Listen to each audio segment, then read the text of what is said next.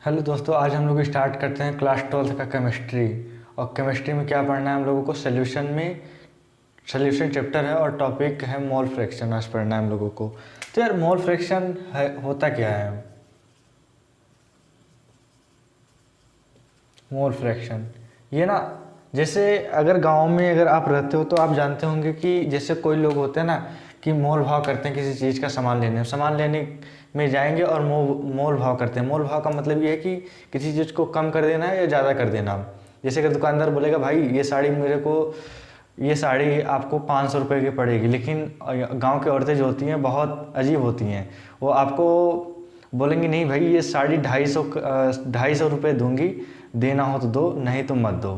लेकिन क्या करते हैं, दुकानदार भी चालाक होता है। 150 की साड़ी सीधा 500 की बोलेगा। और उसमें जब वो 500 को बोलेगा ना तो वो जानता है कि औरतें सीधा इसका आधा करेंगी। तो आधा करने के बाद भाई 250 का हुआ, 250 बोली, लेकिन दुकानदार को फिर भी अभी 150 का साड़ी था, फिर भी अभी 250 में बिक रहा है, यानी 100 रुपये का फ़ायदा हो रहा है। तो भाई उसको कुछ भी करना नहीं पड़ा। उसी प्रकार यहाँ पे भी है, फ़ायदा कुछ नहीं, मतलब हम लोग पढ़ते हैं सल्यूट कितना होता है, सॉल्यूट कितना होता है मॉल फ्रैक्शन में, मतलब मोल में सल्यूट कितना होता है, कितना मोल सल्यूट होता है। तो भाई मोल ऑफ सल्यूट ठीक divided by mole of solution, ये होगा। मोल ऑफ सल्यूट को आप N1 से दिखाओगे और मोल ऑफ सॉल्यूशन को N1 प्लस N2 इसे दिखाओगे। यहाँ पे 100 से मल्टीप्लाई करने की कोई ज़रूरत नहीं है, ठीक। और आप मोल फ्रैक्शन को x से दिखा सकते हो। देखो, मोल फ्रैक्शन ऑफ सल्यूट को आप इसको दिखाओगे, मतलब x1 से। x1 को आप काई भी बोलते हो, काई। जैसे गांव में लोग बोलते हैं कि गांव में ही ज़्यादा एग्जाम्पल इस लोगों को मिलता है, क्योंकि दीवारों पे घर को प्लेस्टर नहीं करवाते ना, प्लेस्टर नहीं होता। एक कहीं भी देखो आप, चिकनी मिट्टी रहती है तो वहाँ पे काई जम जाती है, ग्रीन ग्रीन कलर की। तो N1 प्लस N2 ये हुआ। तो यार ये हो गया मोल फ्रैक्शन। मोल फ्रैक्शन को आप ऐसे दिखा सकते हो, ठीक। इसका मतलब क्या है? Total mole of solute present in 1 mole, ये 1 mole. Total mole is solute total, एक मिनट, इसका मतलब क्या है? टोटल मोल ऑफ सल्यूट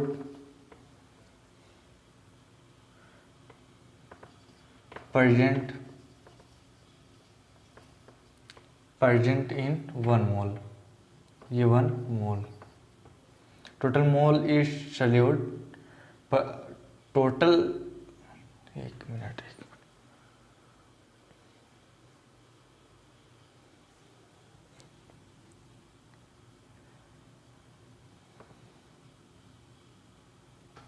ठीक। टोटल मोल ऑफ सल्यूट, जो मतलब जो मोल का सल्यूट है, जो मोल का सल्यूट मतलब कम होता है, सल्यूट यानी विलय होता है, जो किसी चीज़ में डिजॉल्व होता है यानी घुलता है। तो total mole of salute present in 1 mole solution. हम लोग देखते हैं ना इसको, एक मिनट, इसको ऐसे कर देते हैं, ठीक। इसको करने का मतलब क्या है? देखो, x1 निकल गया ना, x1 क्या है? सल्यूट है। आप सॉल्वेंट को भी निकालोगे। सॉल्वेंट को निकालने के लिए क्या करोगे? देखो, N1 प्लस N2 क्या है? ये N1 मोल है, ठीक, N1 मोल है। तो यार यहाँ पे देखो, x2 निकालने के लिए कुछ नहीं करना पड़ेगा हम लोगों को। x2 देखो, ये क्या है? मोल फ्रैक्शन ऑफ सल्यूट, ठीक। मोल या आर मतलब समझिए फ्रैक्शन है, यहाँ पे स्पेस नहीं है। मोल फ्रैक्शन ऑफ सल्यूट, ठीक, ये हो गया। ये क्या हो गया? Mole fraction of own mole fraction of solvent, देखो ये सॉल्वेंट होता है, सॉल्वेंट ज़्यादा होता है, सल्यूट कम होता है, ये आप सिंपल सी बात रखो बस, इससे ज़्यादा कुछ मतलब ज़्यादा मत समझो, ठीक। N2 अपॉन में N2 मतलब मोल, सॉल्वेंट का मोल, and N2 plus N1 plus N2 ये हुआ। इसका डिफिनीशन क्या होगा, सीधा total mole of solvent present, एक मिनट यार, solvent present in one mole solution, ठीक ये हो गया। तो total mole of solvent present in 1 mole solution. अगर ना देखो, अगर हम लोग इन दोनों का रेशियो निकालना हो तो ratio of x1 and x2, ठीक ये हुआ। तो देखो ratio of x1 and x2, अगर सिंपल सी रेशियो निकालने के लिए हम लोग क्या करते हैं, रेशियो निकालने के लिए किसी दो चीज़ का डिवाइड कर देते हैं। तो यार अगर आप x1 अपॉन में स्पेस आ रहा है, वीडियो क्लियर आ रहा है अभी, ठीक, x1 अपॉन में x2 कर दो, तो यार क्या होगा, is equal to N1 upon में N1 प्लस, देखो x1 की जगह इसको रख दो, x1 की जगह इसको रख दो, और ये जो बचा है इसको x2 की जगह, तो यार N2 और ये डिवाइडेड बाई N2 अपॉन में N1 प्लस N2, तो ये क्या हो जाएगा, इस डिवाइड होने के बाद जानते हो क्या आएगा, N1 अपॉन में N2,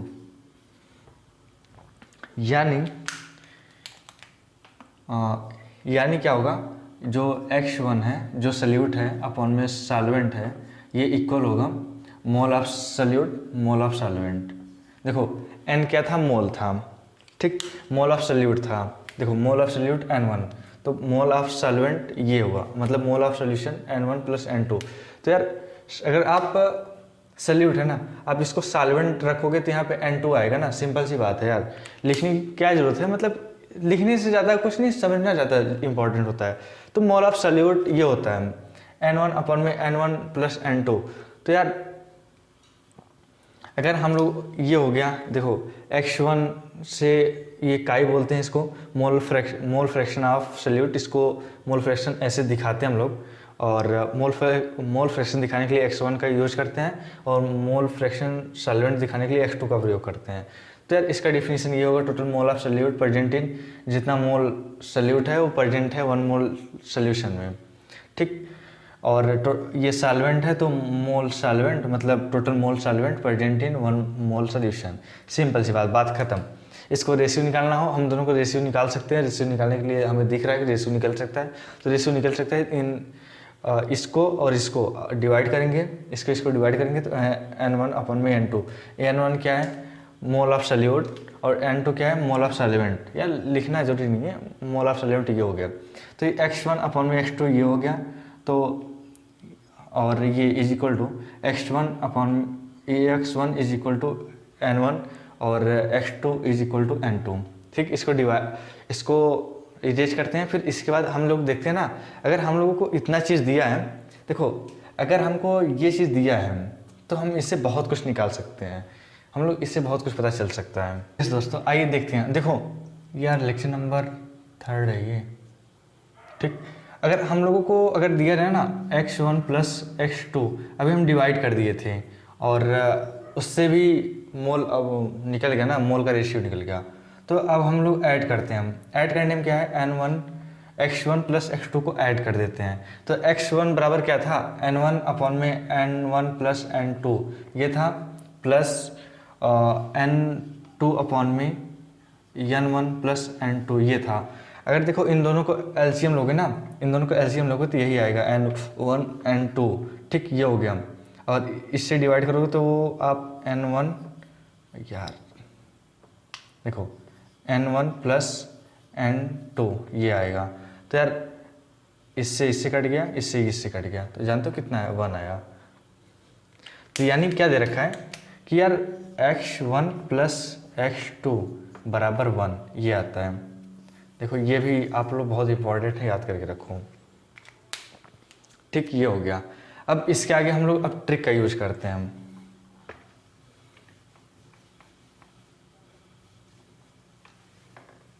क्या है x1, इसकी स्क्रीनशॉट लेना चाहो तो ले सकते हो। ठीक, ये हुआ। अब हम लोग को क्या क्या दे रखा है, देखो पहले हम ट्रिक पे आते हैं। ट्रिक मतलब कुछ नहीं, मतलब एक बार कॉन्सेप्ट हम लोग क्या क्या इस फार्मूले से निकाल सकते हैं। देखो x1 अपॉन में x2 बराबर क्या दे रखा था, n1 अपॉन में n2। तो ये क्या था, और सल्यूट था, ठीक, अपॉन में सॉल्वेंट। ये हुआ, हम लोग ऐसे पता कर सकते हैं। ठीक, और उसके बाद क्या था, x1 plus x2 is equal to 1, ये था। ठीक, इसके अलावा weight of solute and weight of solvent, इसको ऐसे लिख दो और उसके बाद मल्टीप्लाई में और लिख दो, क्या बोलते हैं, मोल ऑफ सॉल्यूट, ठीक, अपॉन में मोल ऑफ सॉल्वेंट। ठीक, mole of solvent, mole of solute, ये हो गया।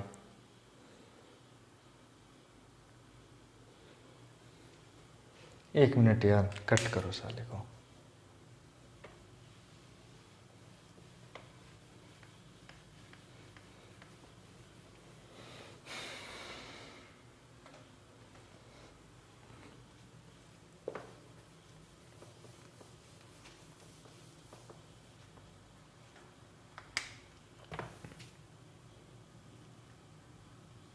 देखो x1 अपॉन में x2 ये है ना, आप ट्रिक ले लो, इसको ट्रिक मान लो। ठीक, तो इसको क्या लिख सकते हो, n1 अपॉन में n2, x1 बराबर क्या आया था यार, इसको आगे नहीं, मतलब बरा इक्वल, ठीक, n2। तो यार क्या आप इसको ऐसे लिख सकते हो, वेट ऑफ सॉल्यूट, ठीक, अपॉन में वेट ऑफ सॉल्वेंट। ठीक, ये हो गया। अब इसको ब्रैकेट में क्लोज करो, फिर इसको ऐसे लिखो, क्या बोलते हैं, मॉलिक्यूलर वेट। मॉलिक्यूलर वेट मोल निकालना आता है, नहीं आता तो मैं अभी आगे बताऊंगा। Molecular weight, molecular weight upon molecular weight solute, ठीक, अपॉन में molecular WT weight of solvent. ठीक, ये है। और क्या था, x1 plus x2 is equal to 1। ठीक, अगर आप देखो ये फर्स्ट, ये सेकंड ट्रिक, और उसके बाद आप इसको ऐसे आप इसमें क्या क्या निकाल सकते हो। ठीक, अगर आपको मान लो x1 निकालना है, ठीक, x1 बराबर क्या कर सकते हो, ये x1 ही निकालना है आपको। दो चीज़ दे रखा है, ठीक, दो चीज़ दे रखा है, मान लो एक ही चीज़ दे रखा है, सॉल्वेंट दे रखा है, ये सॉल्वेंट है, x2 सॉल्वेंट है, सॉल्वेंट दे रखा है ना, तो आप x1 को यहीं पे रहने दो, सॉल्वेंट को इस साइड लेके जाओ, तो क्या हो जाएगा, x2, देखो 1 माइनस x2, तो x2 जो सॉल्वेंट है वो जाएगा, मतलब उस साइड जाएगा, तो जो भी होगा आप माइनस कर दोगे 1 से, ये आ जाएगा। तो ये हो गया। इस ट्रिक से आप ये निकाल सकते हो। मोल परसेंट निकालना हो तो थर्ड,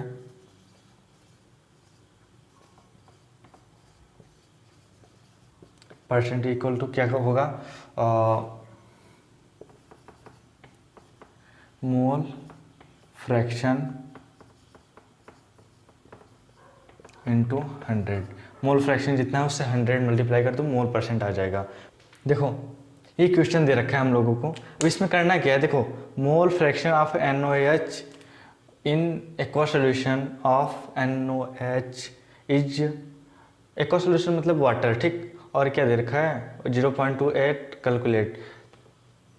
तो आप लोग क्या करना है ना, पहले क्या दे रखा है, सल्यूट दे रखा है हमको, solution of NaOH calculate mass percent, इतना दे रखा है हम लोगों को, इतना दे रखा है। तो मतलब क्या दे रखा है, x1 निकालना है हम लोगों को, सोल्यूशन दे रखा है। तो देखो aqua solution of NaOH is solution दे रखा है हम लोगों को, तो plus x2 is equal to 1। ठीक, x1 हम लोगों को निकालना है तो 1 हम लोग जानते हैं, और क्या हो गया तब x1 is equal to 1, x2 कितना है 0.8 0.2, तो 0.2 इज इक्वल टू क्या आएगा 0.8, ये आएगा, ये आएगा। और ठीक, उसके बाद अब हम लोग क्या करना है, अब मोल फ्रैक्शन सॉल्व करना है, और उसके आगे हम लोगों को परसेंट निकालना है। तो परसेंट निकालने के हम इससे इरेज करते हैं।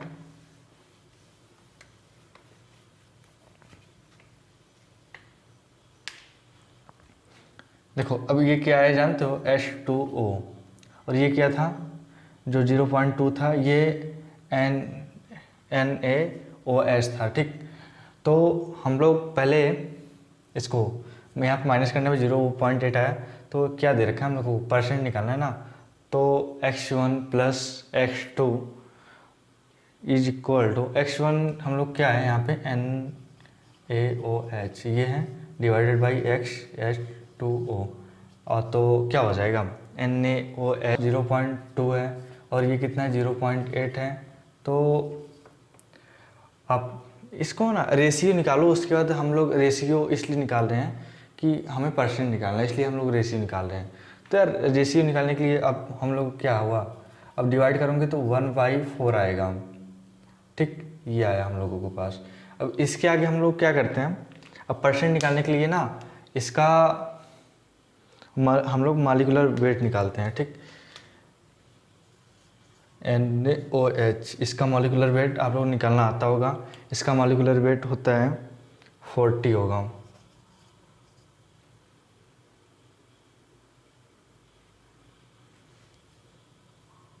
और H2O का मॉलिक्यूलर वेट होता है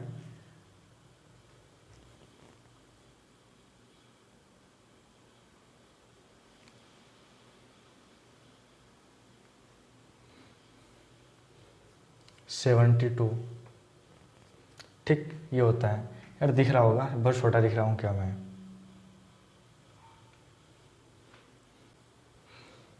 फिर देखो अब हम लोग क्या करते हैं, मास क्या लिख रहा हूँ मैं,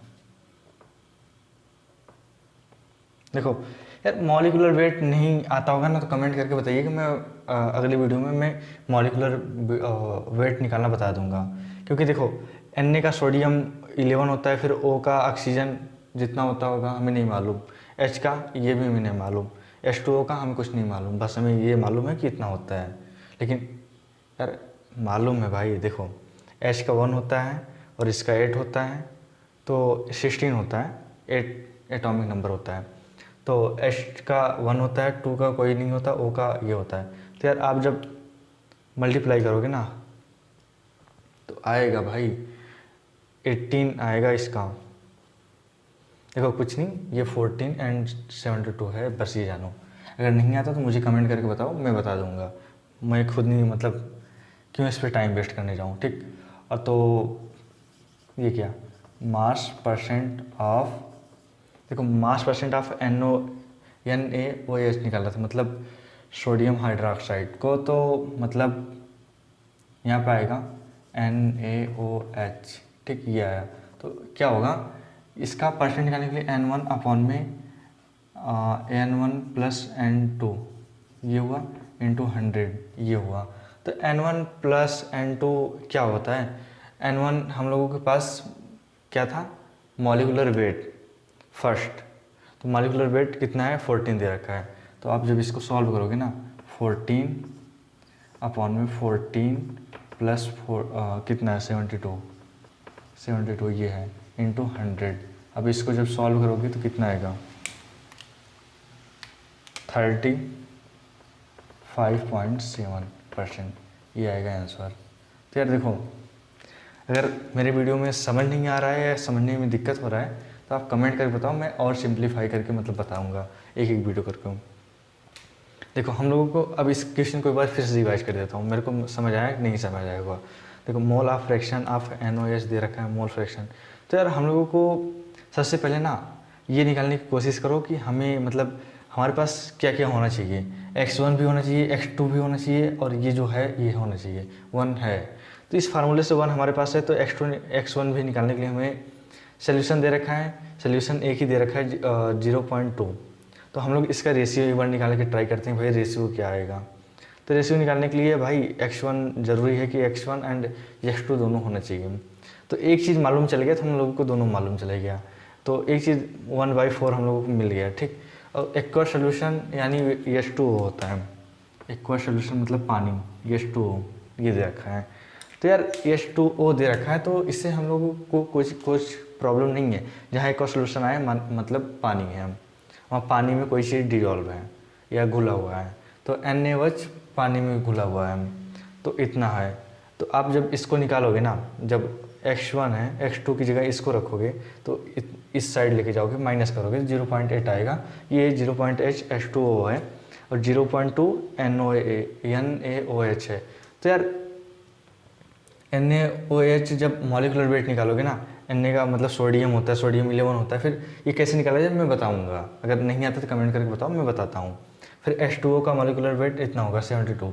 तो यार जब मॉलिकुलर वेट आ गया ना, तो मॉलिकुलर वेट हम लोगों को, देखो मैं N1 से दिखा रखा हूँ, लेकिन आप इसके पहले मैं मॉलिकुलर वेट लिख रखा था, तो मॉलिकुलर वेट आप यहाँ पे रखो, फिर उसके बाद परसेंट आ जाएगा। मॉलिकुलर वेट आने के बाद तो आप 100 से मल्टीप्लाई करो।